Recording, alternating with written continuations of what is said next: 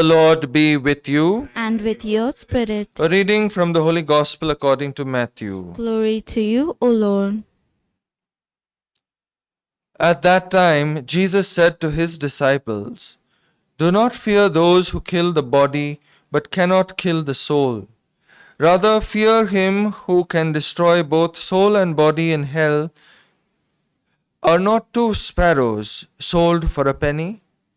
Yet not one of them will fall to the ground apart from your Father. And even the hairs of your head are all counted. So do not be afraid. You are of more value than many sparrows. Everyone, therefore, who acknowledges me before others, I also will acknowledge before my Father in heaven. But whoever denies me before others, I also will deny before my Father in heaven." The Gospel of the Lord. Praise to you, Lord Jesus Christ. My dear brothers and sisters in Jesus Christ, how can we assess the value of a religious experience or a God experience?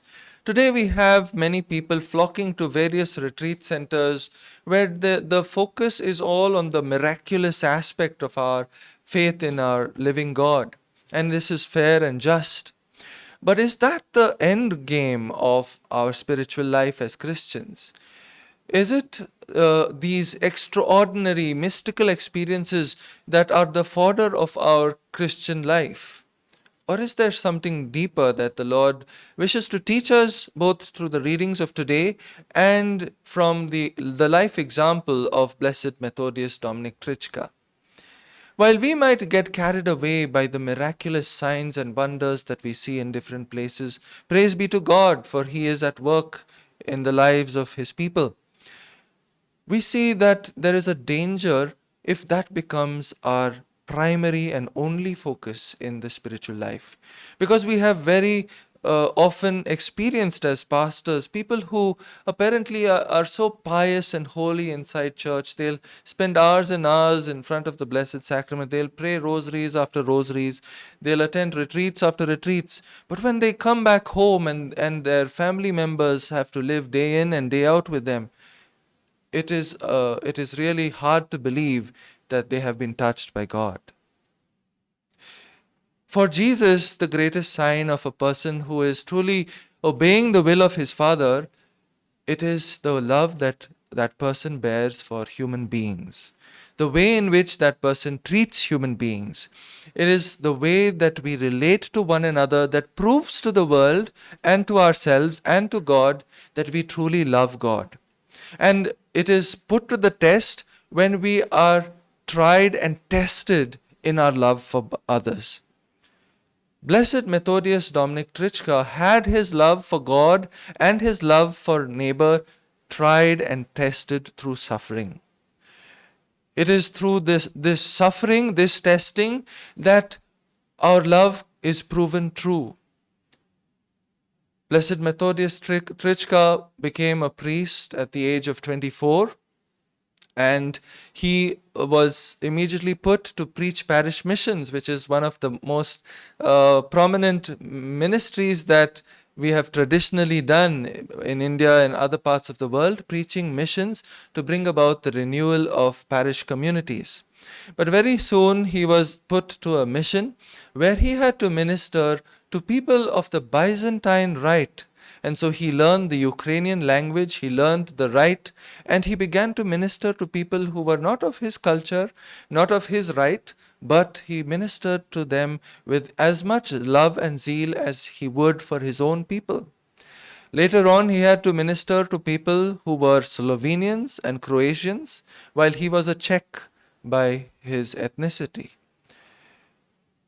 This shows that Dominic Trichka's love was not a narrow-minded love just for his own family, not for only his own culture or his own language, but his Christianity was expressed in a love that opened the doors to people who were different from him.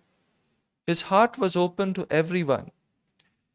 The change or the difficulty happened when he became the vice provincial of a particular province called Michalovce. I hope I'm pronouncing that right.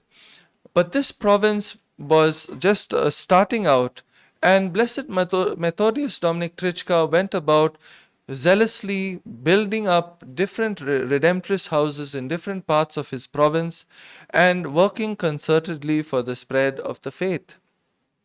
At this time, the communist government took over in Czechoslovakia, and they suppressed all religious orders like the Redemptorists. At this time, he was arrested and tortured under the suspicion that he was trying to escape the country with forged paper. Actually, these were all cooked up charges against him just in order to persecute him for the cause of the faith. Eventually, Dominic Trichka died out of pneumonia when he was thrown into a solitary confinement for singing a Christmas carol during Christmas time. My dear brothers and sisters, he really lived out the gospel passage that you heard read for you today, and the first reading that you heard also, that do not be troubled if you are persecuted and you suffer for the sake of doing right, for the sake of bearing the name of Christ or Christian. In our times, perhaps we may not be called to martyrdom, but we might be called to bear witness and risk losing friendships because of our faith. Would we really be able to do that? Would we have the courage? Would we have the zeal? Would we have the confidence to do that? Now we have to be careful not to think, okay, one sure sign that I am moved by God is that I am being persecuted. No, sometimes we might be persecuted for obnoxious behavior. So you have to be careful about what you are being persecuted for.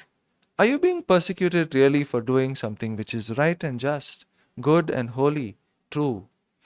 Are you being persecuted for loving people beyond boundaries? Are you being persecuted because you talk about your faith? You're vocal about your love for God and for Jesus Christ, His only Son. These are the signs that we are truly moved by God's Spirit. That our love becomes wider than the ocean, that our sacrifice comes with a cost, our faith comes with sacrifice, and we do it all with joy, just as all the saints and martyrs did. As we come to the Eucharistic table, Jesus wants to unite us with Himself with such love and such generosity. Will we also give ourselves to Him with the same measure of love and generosity? This is the true test of our faith. This is the true test of our love. Let Blessed Methodius Dominic Trichka intercede for us, that we may always reflect the love and the light of Christ by our lives.